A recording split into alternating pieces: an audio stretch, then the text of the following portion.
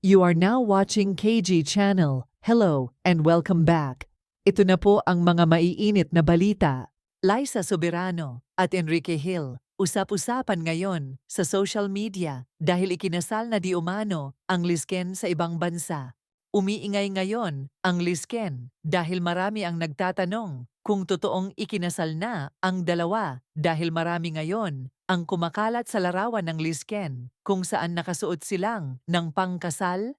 Ngunit nilinaw naman ni OG Diaz sa kanyang vlog na hindi ito totoo. At ang mga larawang kumakalat online ay matagal na itong kuha sa isang proyekto ng Lizken noon.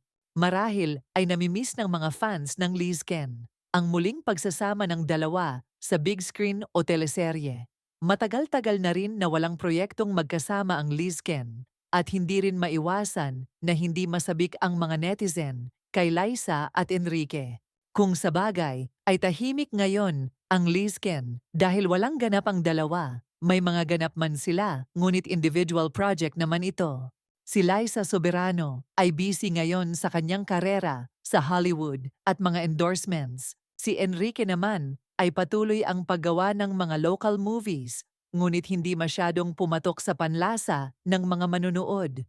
Samantala, pagkatapos mag-trending, ang diretsahang sagot ni Jericho Rosales nang tanungin siya sa real score nila ng co-star niyang si Janine Gutierrez sa Lavender Fields. Umamin nga si Echo sa real score kay Janine Gutierrez ilang linggo matapos silang makitang magkasama sa iba't ibang okasyon. Ang aktor na si Jericho Rosales ay sinabing nasa dating stage na sila ni Janine Gutierrez. Wala ngang keme-keme at umamin agad si Echo. We're getting to know each other. We're dating, saad ni Echo. Naibahagi din sa isang panayam ng ina ni Janine na si Miss Lotlot de Leon na dumalo si Echo sa launch ng kanta ni Diego Gutierrez. Naimbitahan kasi si Jericho at nagpunta sa nasabing launch ng kanta ng kapatid ni Janine. Nagpakita naman ng suporta si Jericho sa pamilya ni Janine. Kaya naman tuwang-tuwa si Miss Lotlot kay Jericho. I was really surprised that he came. So nakakatuwa. I was surprised. I was touched. Saad ni Miss Lotlot.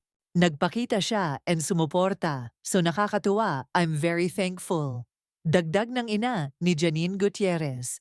Maraming mga fans ni Janine at Echo ang natuwa sa pag-amin ng kapamilya actor. Sinuportahan nila ang dalawa at pati na rin ang bagong project ng dalawa na Lavender Fields. Halata rin na masaya si Janine sa nangyayari sa kanyang love life at career. Ngayon, ayon pa sa mga netizen, ay mabuti pa daw si Echo ay umamin sa estado ng relasyon nila ni Janine kaysa noon kina Paulo at Janine. Kasalukuyang nasa Venice naman si Janine para umattend ng International Film Festival. Pagkatapos ng film festival, ay namasyal na rin si Janine sa Venice, Italy. Sa pag-celebrate ni Jericho ng kanyang kaarawan sa Asap Natin To, binati ni Janine si Echo at ang lahat ng mga kasama nila sa Lavender Field. Kilig naman ang hatid ng tandem ni Janine at Echo sa kanilang mga fans. Marami naman ang naglulook forward sa relasyon nina Echo at Janine na sana ay magtagal ito dahil alam naman nakakahiwalay lang ni Echo sa kanyang ex-wife na si Kim Jones. Marami din ang concern kay Janine dahil baka umano ay masaktan lang siya at comment din ng iba dahil may project lang ang dalawa kaya nag-iingay lang di umano ang dalawa. Let's hope for the best para kina Janine at Echo.